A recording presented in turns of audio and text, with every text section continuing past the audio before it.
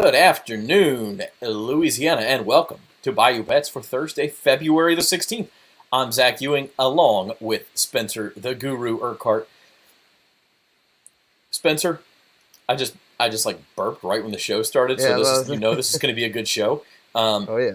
But it's also going to be a good show because Jim Derry's not here, and so reason will reign today. For real, Jim's on vacation. None of those hot takes, none of that stuff. We might have a couple hot takes, but Jim is not. Yeah. We won't have Derry Downer. Put it this way: our hot takes will take like 30 seconds and not like 10 minutes and 30 seconds, because Jim's hot takes are like in a slow cooker. Ours are like in the broiler, so you get or the grill, you get that heat up real fast. So.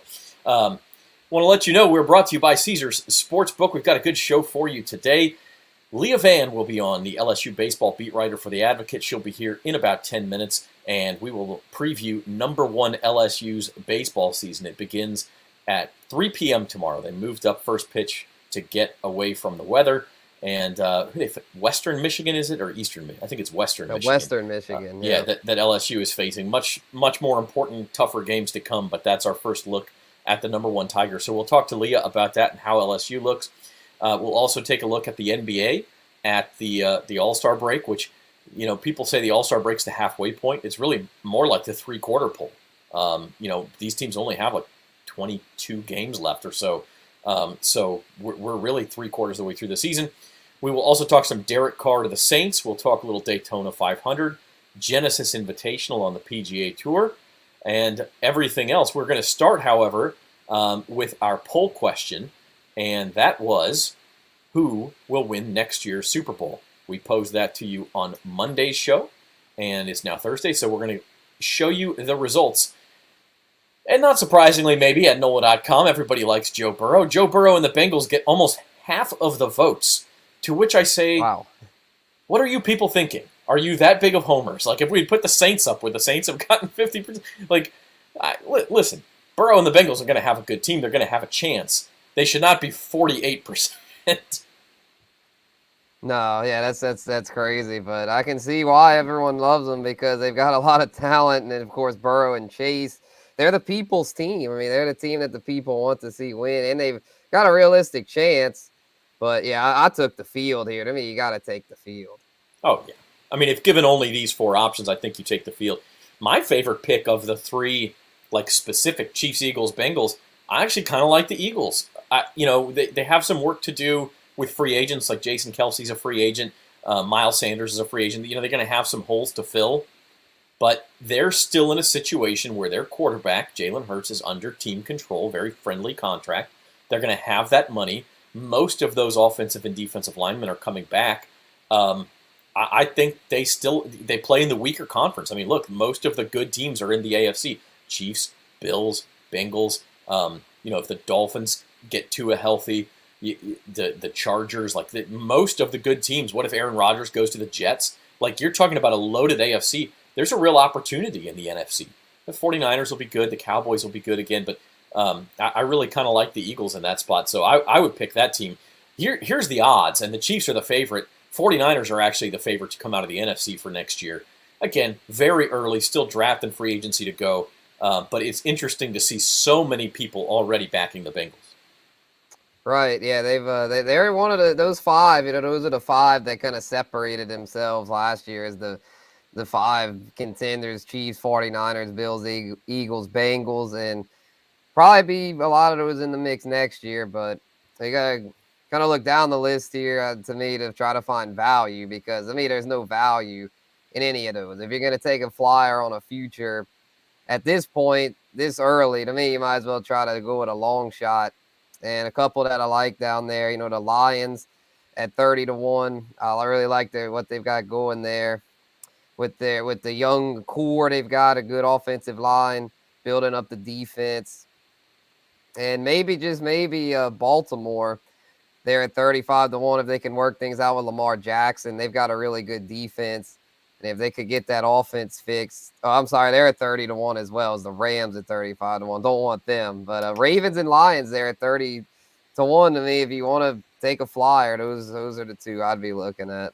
Yeah, and I'll throw a couple more in there. Dean is here. Hi, Dean. He says Saints at 50 to 1. Hey, if you want to take a, but I mean, I think it does bring up an interesting point because we're going to talk about Derek Carr here in a second. I don't mind also taking a long shot bid at the team. I mean, look, because what's going to change these odds before the season? The only thing that's really going to change them is which quarterback lands where. So if you want to try to predict where Aaron Rodgers is going to go, Aaron Rodgers with the Jets, their number is going to go way down. So if you think he becomes a Jet, 30 to 1 is as good as you're going to get. If you think he becomes a Raider, 40 to 1 is as good as you're going to get. And the other one I'll throw out is the Dolphins, 35 to 1. If you get a healthy Tua, think about what the Dolphins looked at their peak this year. They look like they could compete with the Bills and the best teams in the top of the AFC, and 35 to 1 may be some value there. So I'll throw those teams out there. A little early, again, at this point, the only reason to bet it now is if you think something significant is going to change over the next month in free agency, month to 6 weeks, or possibly in the draft. But even the draft, like you're talking about teams that are so far down that I don't know. Okay, the Colts may trade up and get Bryce Young. Is that really going to make the Colts Super Bowl contenders? I don't know about that. Houston Texans at number 2, Chicago Bears at number 1. Are they really going to become Super Bowl contenders? Probably not. So I would look at teams that are going to change in free agency. And speaking of that, Derek Carr, DraftKings released odds today on where Derek Carr will land, and the Saints are the favorite. Not only are they the favorite, but they were 3 to 1 and then have already moved to plus 250. The other team that's moved early in these odds, the Colts, were released at 8 to 1, and they're up to 5 to 1. So could the Colts get involved? Some money coming in on them. We've talked a lot about this, but obviously it makes a ton of sense, Spencer, for Derek Carr to come to the Saints. Right, yeah, and to me they're the favorite. They're the favorites for a reason because Tampa Bay, I feel, is the biggest threat. But to me, the Saints are more appealing than Tampa Bay. Saints have a better defense, more players locked up. I think it'll be a madness from Tampa Bay. I think a lot of their good defenders are going to want out, and then Mike Evans might want out to where with no more Brady there. I don't see him wanting to go to Tampa Bay. I think Tampa Bay will definitely make a push. Carolina, I don't really see making much of a push because I think Frank Reich will just go with a veteran like a Carson Wentz, someone he's familiar with, and then draft a quarterback. I don't see them paying the big money for Derek Carr, where a team like the Saints, we know Mickey Loomis wants to win now. He hates the word rebuild. He has never wanted to rebuild ever since 2005 when he was forced to, but ever since then, he has never given the Saints a rebuilding year. He always believes in retooling, restructuring the cap, restructuring all the veterans to try to keep as many key pieces as possible. And Carr is, you got to have a quarterback that's reliable. And Carr is somebody that he's not an all-pro, but he's a reliable starter who, in the right circumstances, could make you win a few playoff games. I'm not saying he's gonna bring you a Super Bowl, but he's definitely better than Andy Dalton or Jameis Winston, or just Jimmy Garoppolo. He's the best that they could get on the free agent market. So they're going to make a free agent splash. It's either him or you're just going to have to settle for a not very inspiring veteran and hope to maybe find someone on day 2 of the draft. Well, we've talked about this before. I mean, look, he's made 4 Pro Bowls, and now one of those was this year, was kind of a backdoor fill-in because nobody else went from the AFC. So okay. But he still made 3 Pro Bowls in his first 8 years. He hasn't been an All-Pro, hasn't won a playoff game. The potential is there, and if you can get into the playoffs, you've got a chance. I mean, we see it. We didn't really see it this year with the favorites winning, but if you get in there, you've got a chance to win a couple of games, make a run, and put yourself in a position where you could win a surprise Super Bowl with a guy like Derek Carr. Now, I understand the argument against him, and Dean, I don't know if I would go with Baker Mayfield. Yeah, but no, he'd be last resort. If you could find somebody and save $20 to $30 million a year and then draft, like let's say Baker Mayfield makes a ton of sense to me if you're going to sign him to a 1 or 2 year deal and go draft Hendon Hooker with pick number 29 or pick number 40 and let Baker be the stopgap for a year until Hendon Hooker is ready. I could see that. You're not going to do that with Derek Carr. Derek Carr is going to get a 5-year deal. So that would be the situation where, save the money, get yourself out of cap hell, and then go get your rookie. Well, hey, Leah Vann is here. We're going to talk some LSU baseball. First, I want to remind everybody that if you sign up for Caesars Sportsbook and make a minimum $10 bet, you can get 3 free LSU posters. You can pick them out. They can be Joe Burrow Heisman posters. They can be championship, SEC national championship. Anything you like, all you got to do is go to lsuposter.com, fill out the form, go over to Caesars, sign up, and make a minimum of a $10 bet, and we'll send those posters straight to your front door. So lsuposter.com for that. With that said, let's bring on Leah Vann. She is our guest today, and she's been busy this week. Leah, the LSU baseball writer for The Advocate. Season starts tomorrow. It looks like you've just about survived the preseason, which is always so busy for a beat writer. Yeah, it's like busy and then it's not busy and it gets really busy the week of. So we had a press conference today and I've been working on a big feature and all this preview stuff, especially this week, like previewing the SEC, previewing who's going to be in the lineup and all that stuff. So it's been a lot. Yeah, I mean, everybody thinks the season starts tomorrow. If you work for a newspaper, the season started a month ago, maybe even more than that with planning. And you almost can take a deep breath once the season starts. That is kind of the feeling right now. I feel like I just turned in my last written thing and now I'm like, oh, it's over. Wait, it's just starting. Well, it's an exciting time, I think, for LSU baseball fans. They're number one in just about every conceivable preseason poll. So it's no surprise. We'll show the odds here. They are the favorite to win the national championship at Caesars. They're 5-1. Obviously, a long, long way from Omaha. We're still 4 months away from even getting there, and then it's a grind when even once you get to Omaha, you got 7 teams you have to beat out. So a long way to go here. But I will say it's the first time really in 6 years since 2017 that LSU could say that it expects to be a factor in the College World Series. It expects to be a factor at the very top of the SEC standings. Maybe they expected it in years past, but I don't know that they had the roster for it. This year, everyone thinks they have the roster for it. Yeah, well, the expectations are definitely higher this year. I mean, I even pulled up some preseason rankings from Baseball America going back to 2003.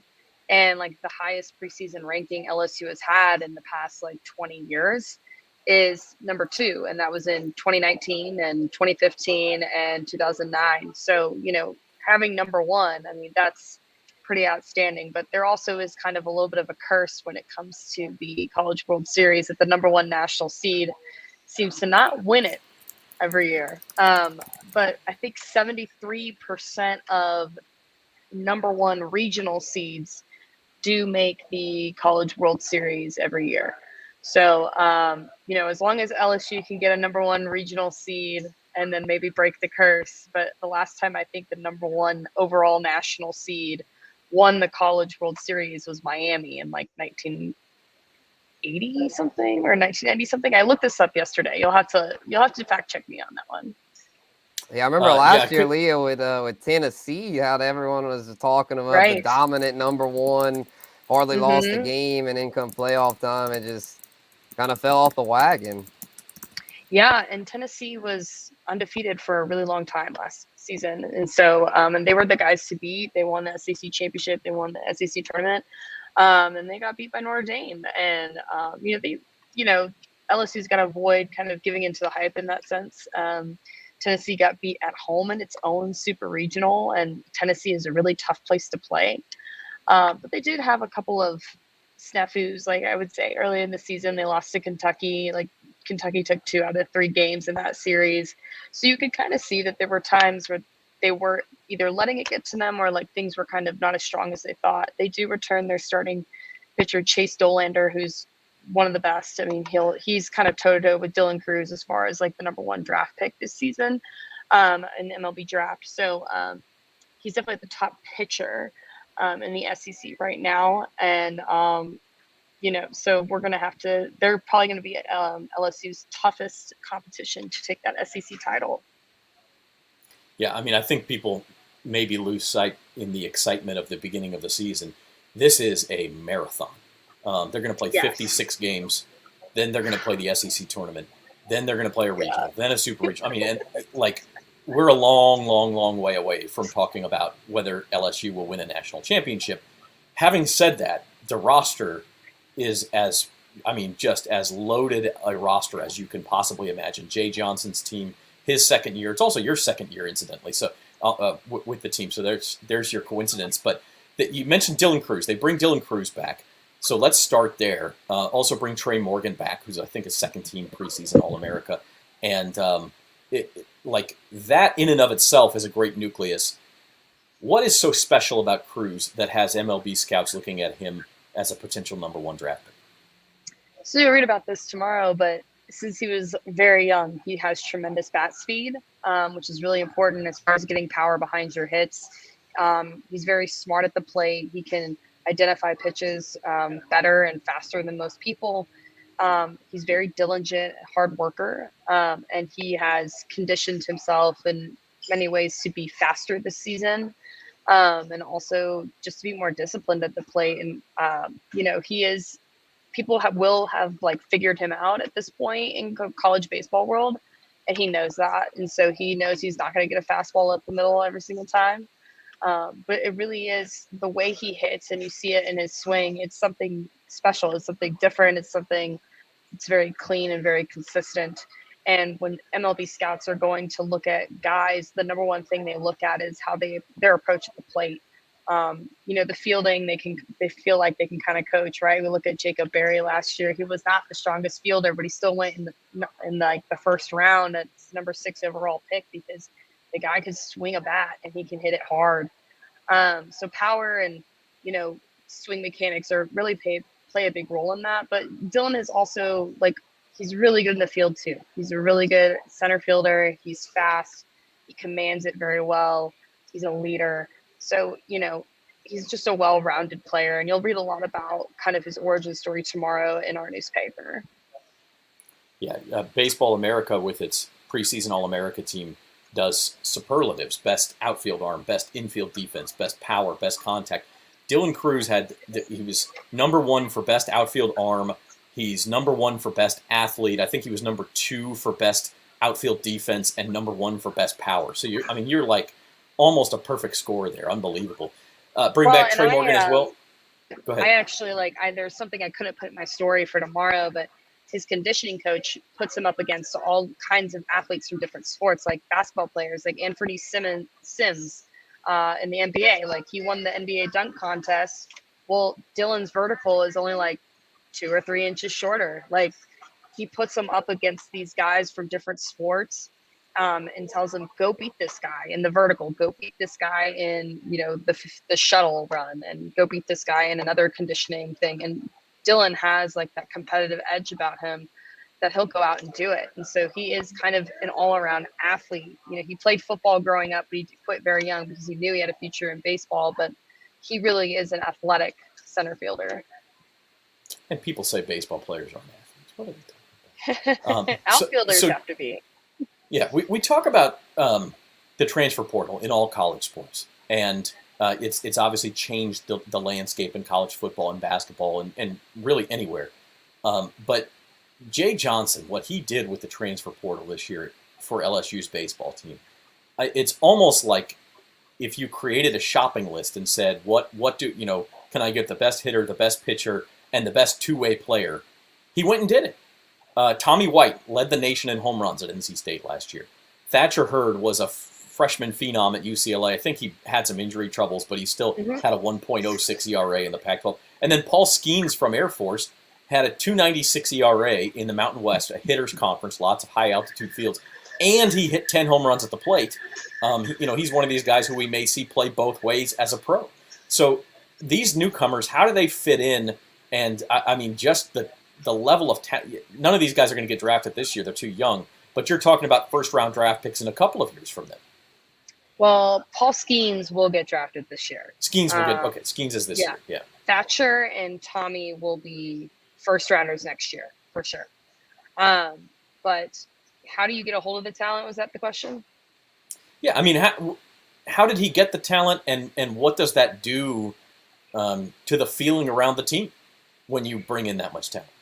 Yeah, the funny thing is, I think it was with Thatcher Hurd and Paul Skeens. He got both of them before he even hired a pitching coach. Jay is a very personable guy when it comes to recruiting.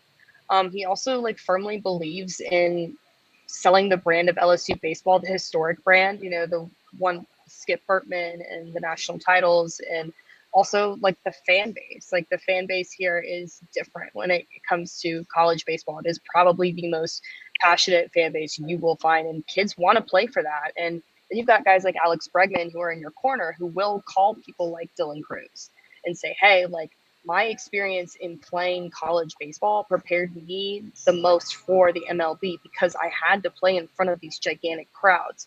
Whereas when you go to like minor league games, it's not going to be the same kind of stakes, you know? And then there's this idea of like winning a championship, going to college, making some friends for life, you know what I mean? So I think that's also like something that he tries to really sell is like, I'm not only going to develop you and help you achieve your dreams, but we're going to go win a championship. And because that's my dream. He's a very diligent recruiter. Even though he has a recruiting coordinator, he likes to recruit himself on the road all the time. So, you know, I think players believe in that when they see that kind of work ethic. And yeah, when Tommy White became available in the regional, I'm pretty sure Jay made some calls before LSU was even knocked out of the regional last year. So he knows what is going on at all times. Yeah, so this lineup could have, and I don't know what it'll look like. You have a better idea than we do. But Dylan Cruz batting third, Tommy White batting fourth. I mean, or second and third, or whatever it is. Like this is going to be a gauntlet for pitchers. You can see the talent on this team and why everybody would rank them number one and why they're the College World Series favorite. How about early in the season? What are you looking out for that could be question marks that this team still needs to answer for to say, hey, they don't have any weaknesses? Where are the areas you've got your eye on? I think just because of last year, the fielding is a huge point of emphasis. That was something that really kind of showed to be a weakness last year at the very beginning of the year, especially the Louisiana Tech game, everybody remembers.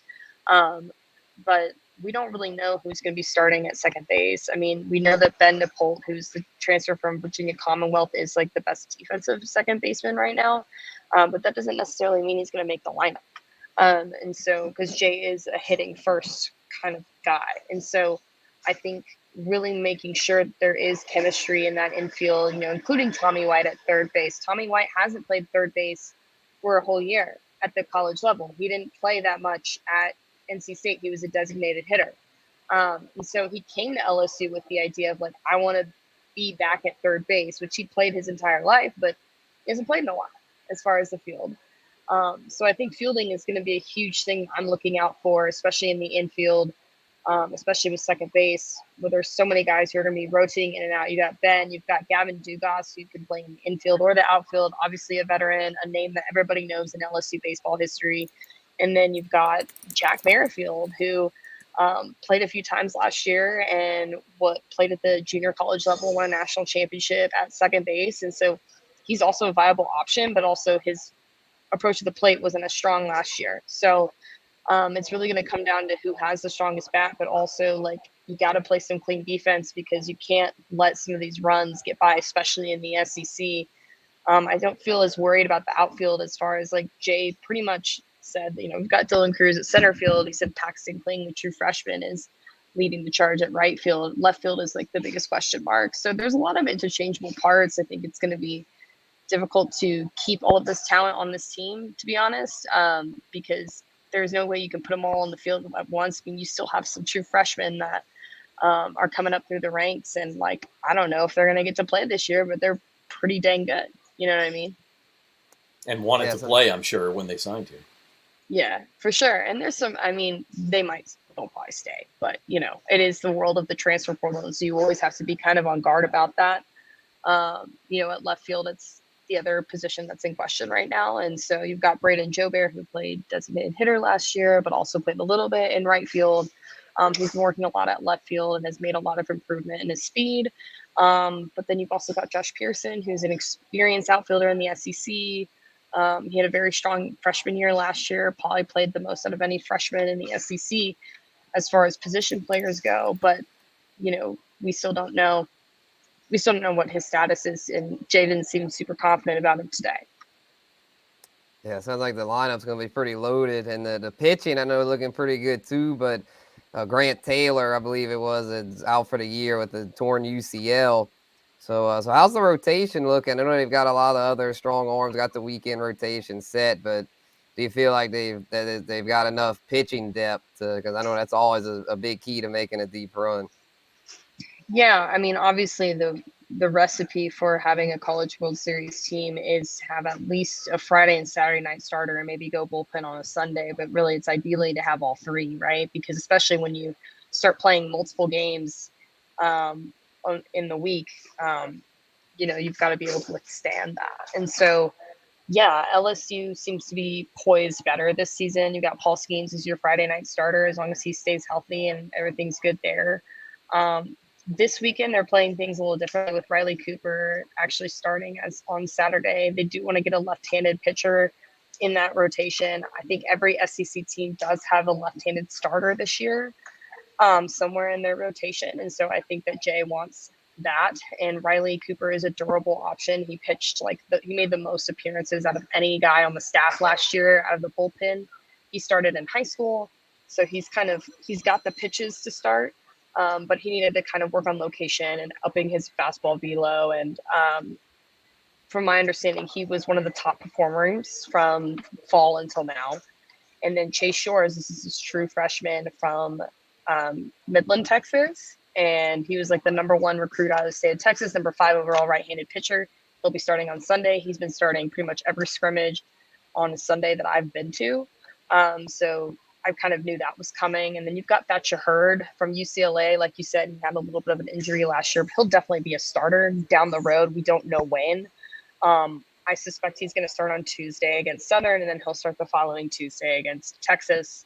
And then he'll move into the weekend rotation. They had to work on some developmental stuff with him. But as far as beyond those guys, you've got Christian Little, who has experience both starting and out of the pen for Vanderbilt.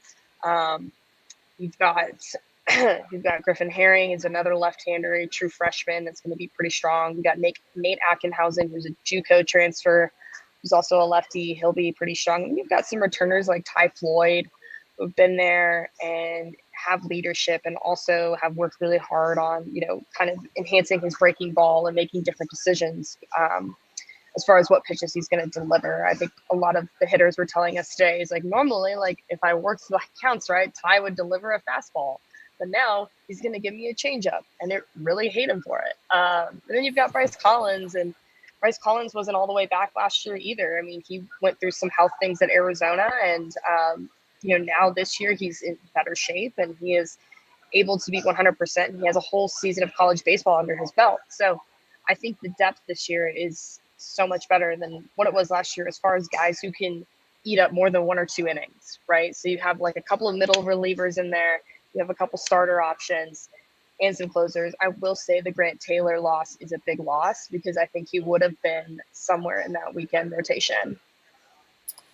Leah, you mentioned the game against Texas in a week from Tuesday, February the 28th. It's an odd schedule in that LSU's non-conference games, that's really the only highly ranked team they play, and it's a midweek game. And so as we look at these odds one more time, you could see LSU get out to a very, very good non-conference record before they hit SEC play without necessarily being tested. I know they play K-State and Iowa in the tournament in Round Rock. Those are good teams, but not necessarily like top 10, top 20 type teams. Texas is really the only one in that one-off midweek game. So we'll ask you this before we let you go. LSU, could get off to a very hot start. We'll see what they do in the SEC. As someone very close to the program, we don't force our beat writers to make picks, but we'll just ask you this question: are those expectations, the number 1 in the country, the preseason national title favorite, are those expectations warranted for LSU baseball? I think so. I mean, given the amount of talent that they brought into the program this summer and the amount of talent that was already on the roster, I think it is pretty reasonable to have those expectations. It's meeting those expectations that is going to be the next step, right? Because we have seen a lot of teams crack under that kind of pressure. And so I'm not saying that LSU will, but I am saying that there's also some Cinderella teams that kind of come up and we never expect when it comes to baseball. I mean, Auburn's a great example last year with Sonny DeShera. Like, no one saw that coming. Auburn is not usually like one of the top SEC baseball programs. And so you have to also expect those kinds of things. And same thing with Texas A&M last year. And Texas A&M is going to be one of their first road games, and they bring back pretty much almost their entire roster that went to Omaha. And so Ole Miss lost a lot, but it's Ole Miss. They're always good at baseball. I mean, the SEC is still a very tough road, and LSU's playing like top 5 teams for the entire month of March. So it's still going to be a really tough road, and I think people need to expect that they're not going to go undefeated. No, that's not something you do in college. It's going to be baseball. impossible. No. But yeah, I think it is still warranted that they are the number 1 team right now as far as talent. All right, well, she's Leah Vann. She is the LSU baseball beat writer for The Advocate and Times-Picayune. Leah, thanks for taking the time. I know it's been a busy week, and let's catch up later in the season. Sounds great. Thanks for having me. Thank you, Leah. All right, Leah Vann, terrific stuff. LSU baseball, number 1 in the country preseason. They get going at 3 o'clock tomorrow out at Alec Box Stadium in Baton Rouge. So that'll be a lot of fun to watch, Spencer. I got to say, I didn't realize until we were prepping for this show that non-conference schedule is not very good. And I don't know that I like that in terms of, like she said, okay, their first SEC series is at Texas A&M. When they get there, this team is not really going to have been tested very often. And now all of a sudden you're going into the SEC. Ultimately, down the road, big picture, I don't know that that matters, simply because they will play the SEC gauntlet, and by the time May and June roll around, they're going to be battle-tested. But I could see some hiccups early in that SEC schedule. Yeah, I think they did the light early season schedule because they know just how much of a gauntlet the SEC is. When you look at the odds there, I mean, it's like almost over half the top 10's SEC teams. I mean, LSU, Tennessee, Ole Miss, Arkansas, Florida, Texas A&M, Vanderbilt, Mississippi What's State. that, 7 of the top 8 is SEC schools?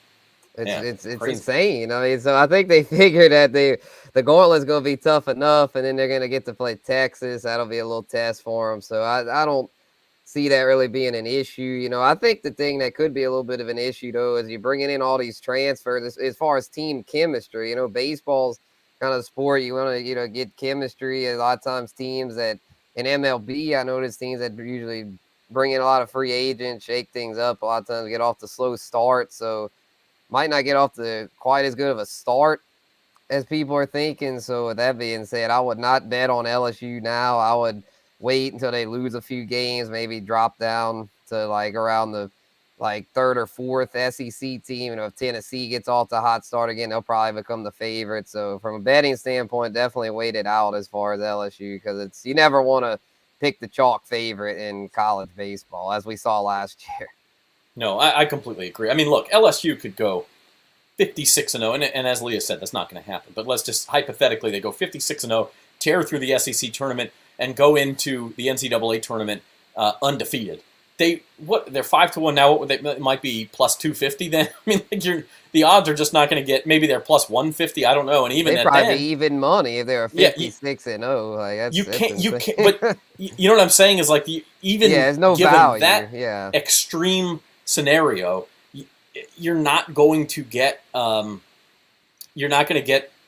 big difference in the odds, because they've still got to get through the regional, the super regional, and then get to Omaha and beat out 7 other really good teams to win the national title. So 5-1, no, you can't bet that now. But I like what you're saying. If they do get off to a slow start, let's say they drop a game to Western Michigan and then drop a game to a Samford or somebody in a couple of weeks, and they're okay. They're 11-3 or whatever they are, but they just haven't looked all that impressive. You might see that 5-1 become a 7-1, and that's when you might want to jump on. Yeah.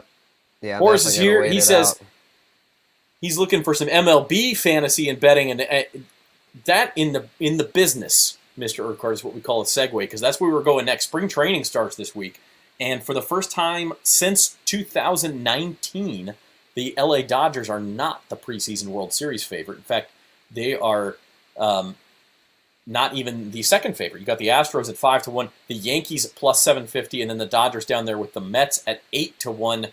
Our team, Spencer, make the front page here. Mariners 1,700, Cardinals 2,200. How are you feeling as we go into spring training? Lots of new faces and new places here.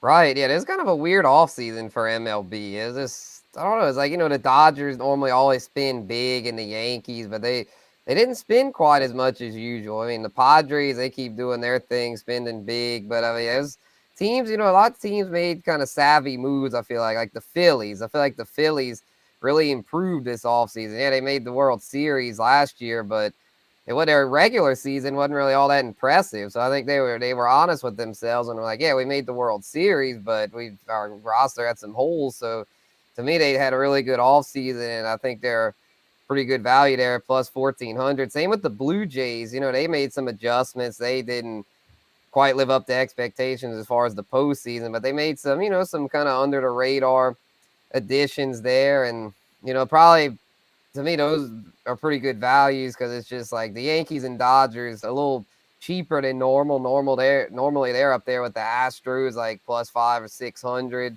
But I think this could be a year kind of like last year where a team like the Phillies could sneak through. And I know the Astros have become, they're kind of like the LSU of MLB, like the clear-cut chalk favorite. But with baseball, I mean, MLB, it's not quite as much of a crapshoot as college, or there's less teams, but it's still like when you get to the playoffs, you never know what can happen. So the Astros should still be good, but they lost Verlander and didn't really replace him. I know they've got a deep pitching staff, but when you lose an arm like that, it's they might not be quite as strong on the pitching side.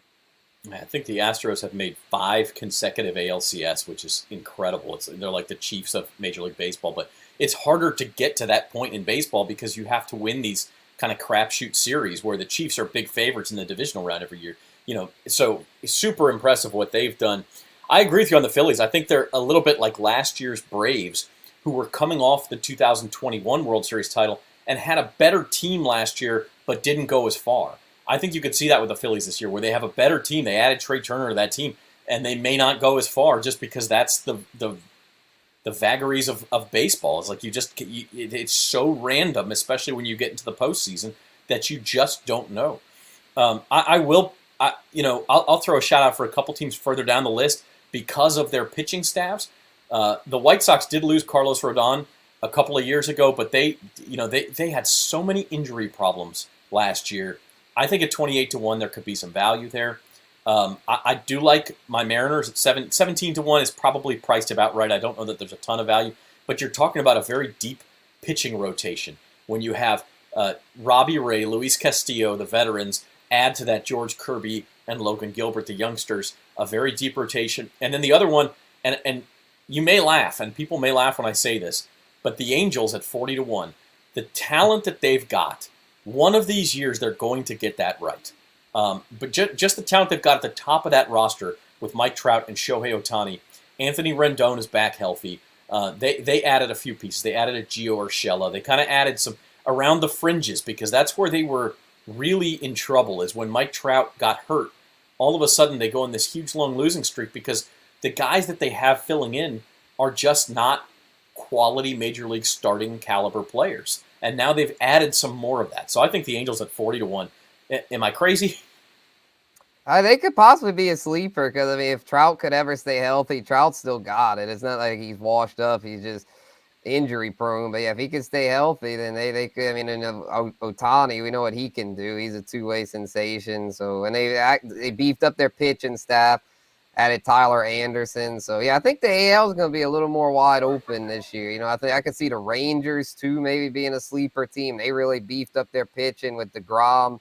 Couple other ones, Eovaldi, I believe, and Heaney. So, I mean, they beefed up their pitching, and they always hit, usually, the Rangers. And then the Guardians. I think the Guardians could provide some value there because with the rule changes, there's probably going to be more stolen bases, more contact hitting. That's what the Guardians, that's where they thrived down the stretch last year, those contact-type hitters like Steven Kwan and stuff. And they've got very dependable rotation, some quality arms there. Shane Bieber, Tristan McKenzie. I mean, so that's a team to keep an eye on as well. That's why I like to dive deep with baseball because you can always find teams that could provide value. And I see my dad was saying about the Cardinals. That's one. Even though I'm a fan, I gotta say I don't really see value with the Cardinals right now. The Cardinals pitching, it's a mess. I mean, it is a mess, man. Adam Wainwright, freaking 40 years old. Jack Flaherty, never healthy. Steven Matz, never healthy. The only really reliable arm Cardinals have is Miles Michaelis, and he's over 30. He's not that old for a pitcher. And he's not an ace. He's and number he's not 3. an ace. Yeah. Yeah, to me, it's just the Cardinals.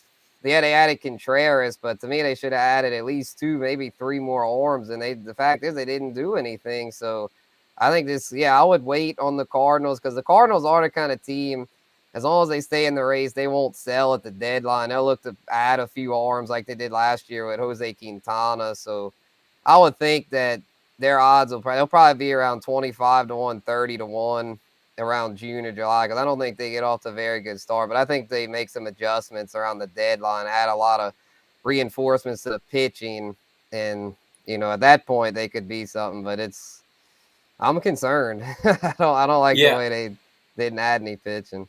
I will say this about the Cardinals is they do play probably in the worst division in baseball. The AL Central also is not very good, but I think at least in the AL Central you've got 3 or 4 teams that could make a run at it. In the NL Central, listen, the Reds and the Pirates are just punting the season.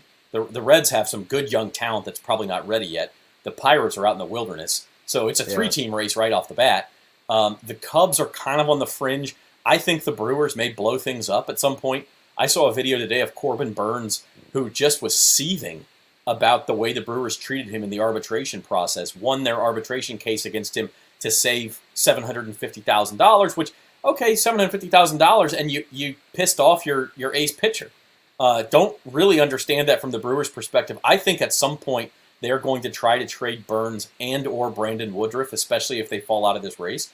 And so I do think the Cardinals are going to be there all year long. But to your point, Spencer, if they're 30-33 in mid-June, you might get them at 35 to 1, and they still have a chance. Now, I'll tell you, you're not going to like to hear this. I bet the Cubs to win that division at 14 to 1 back in December, thinking, hey, they're going to make some moves in the free agent market, and I think there's an opportunity for them to win that division because it's just not very good. They're now down to 6 to 1 to win that division. So I'm, obviously made a good bet. They didn't even do all that much. Brought in Dansby Swanson. Lost Wilson Contreras, but that division's kind of a void. Somebody's got to win it. Yeah, it's kind of like the NFC South. Somebody's got to win it. So it's kind of funny. As I keep up close with the Saints and Cardinals, kind of feel like they're kind of in similar spots as far as they're not bad enough to blow up, but they're just. It's like you probably win the division, but you just don't really feel that good about making a deep run because when you go up against teams from the loaded divisions, you feel like you're outmatched. Like last year in the playoffs, the Cardinals faced, who was it? The Phillies. It was Phillies. Yeah, the Phillies. And the Phillies, they were the wild card, but they had to deal with the NL East all year. The freaking Mets and Braves are stacked teams. And even the Marlins are pretty decent in that division. They've got pitching, so. Yeah, sports. Listen, we're done with football season. At least the actual games, but sports keep on churning. We'll talk lots more baseball. Also talk some NBA. They are at the All-Star break after tonight's games. I think there's 3 games tonight, including a good one, Clippers and Suns. But this is where we're at for the NBA title. And again, I mentioned at the top of the show, you think of the All-Star break as the halfway point. Most of these teams have played between 58 and 60 games. There's only 82 in the season, so we're a lot closer. We're almost to the three-quarter point. It's going to be kind of a sprint to the finish line, especially, Spencer, in the Western Conference where a lot of seeding is still up for grabs. I think the Nuggets kind of have a stranglehold on the number 1 seed, but everything else is up for grabs, and a lot of teams have new faces. The Suns get Kevin Durant after the All-Star break. The Mavericks have Kyrie Irving, and so the Pelicans will add Zion back at some point, we think. There's going to be a lot of jockeying here. Exactly, which is why to me there's some clear-cut values and some clear-cut stayaways. To me the Suns, I know they got Kevin Durant, I get it, but 450 plus 450, no way am I betting that. There's no way. It's outrageous how people overreact to Kevin Durant. Kevin Durant is one of the all-time greats, but he's not LeBron James, he's not Kobe Bryant, he's not Michael Jordan, he's not at that level. He's just a notch below that, in my opinion. So to me, he's not enough of a difference for the Suns to be the Western Conference favorite. So to me, the Nuggets at plus 700, great value. They've got the best player in the NBA right now, Nikola Jokic. I'll take Jokic any day over KD right now. I think we said this a week ago, and they were 8 to 1, so they're now down to 7 to 1. And the other one is the Clippers. They've been saving Kawhi all year long. They've just been kind of sandbagging it. He plays like 1 out of every 3 games. if they get to the point in the playoffs where he can play every night, that's a very good team too, and they have the ability to shut down Denver or Phoenix defensively.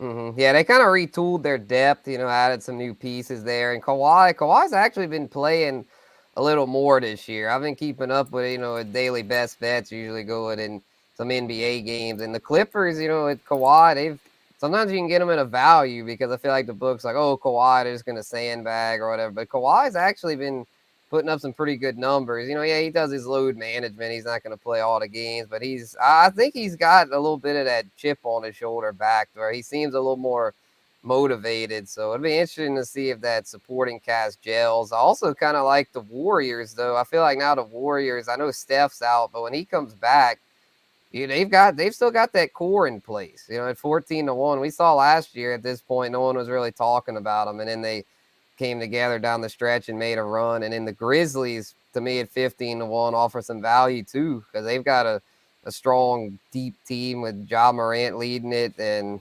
Dallas, that's another team that I'm not touching. I tend to not want to go with the teams that add the big stars, the big flashy names. I know Kyrie Irving's a great player, but to me, at 15-1, it's just no value because they traded away a lot of their depth, like Finney Smith and Dinwiddie they weren't elite scorers like Irving, but Finney Smith's one of those glue guys, and now you traded him. And so, yeah, Luka and Kyrie, they're going to put up points, but can they play defense? Well, they have the depth. I honestly don't think so.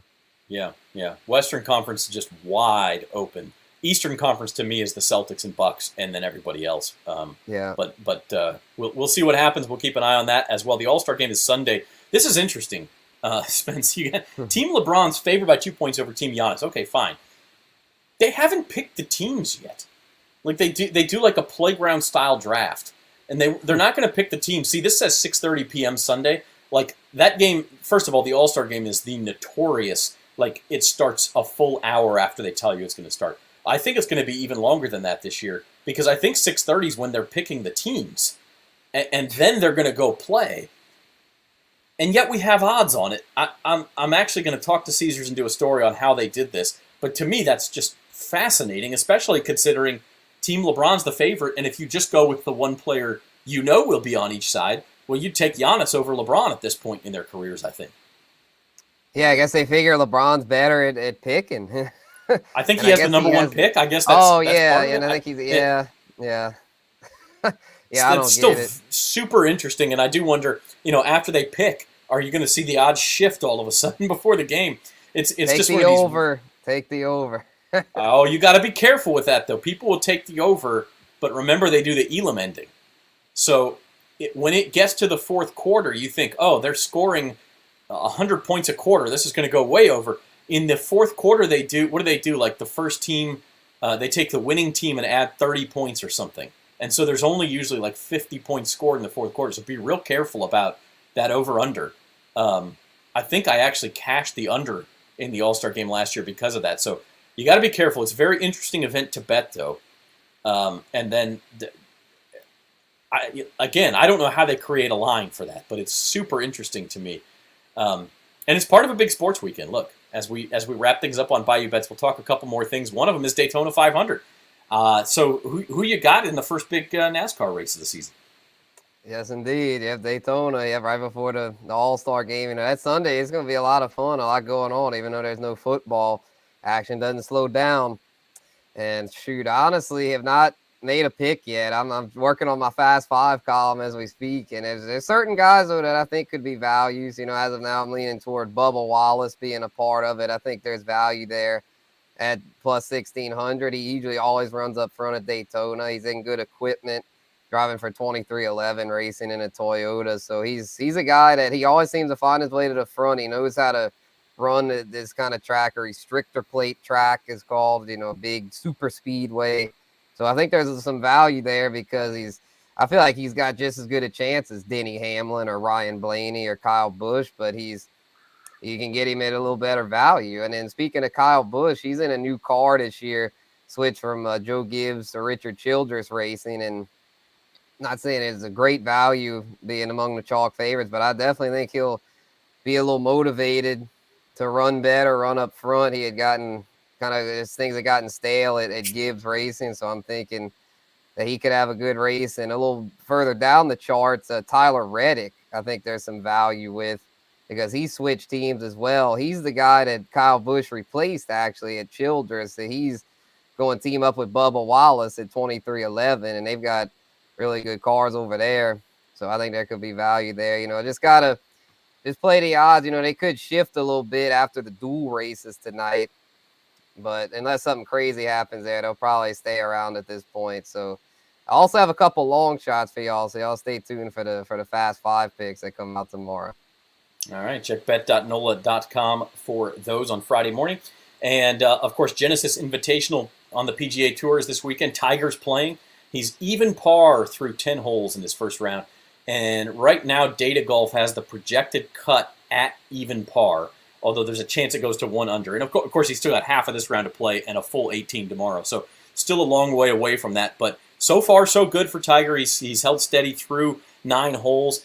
Max Homa has the lead there. He's at 7 under, and John Rahm at 6 under right behind him. So an exciting PGA leaderboard as well. Spencer, it's been a good show. I think we've made our point that football season is over, but we still have 1,000 things to talk about, and we will continue to do that. We will be back on Monday live at 4 o'clock. Kyle is here. I guess you bet on the Chiefs, Kyle. I can't remember what you said. He did. Not exactly a dominating performance, but they cashed the ticket. That's all that counts. So congrats on that. And we'll see you guys 4 o'clock on Monday. Same channels, same places, and we'll have some new topics to discuss. So for our producer, Zoe Collins-Rath, and for Spencer the Guru Urquhart, I'm Zach Ewing. Thanks for watching Bayou Bets.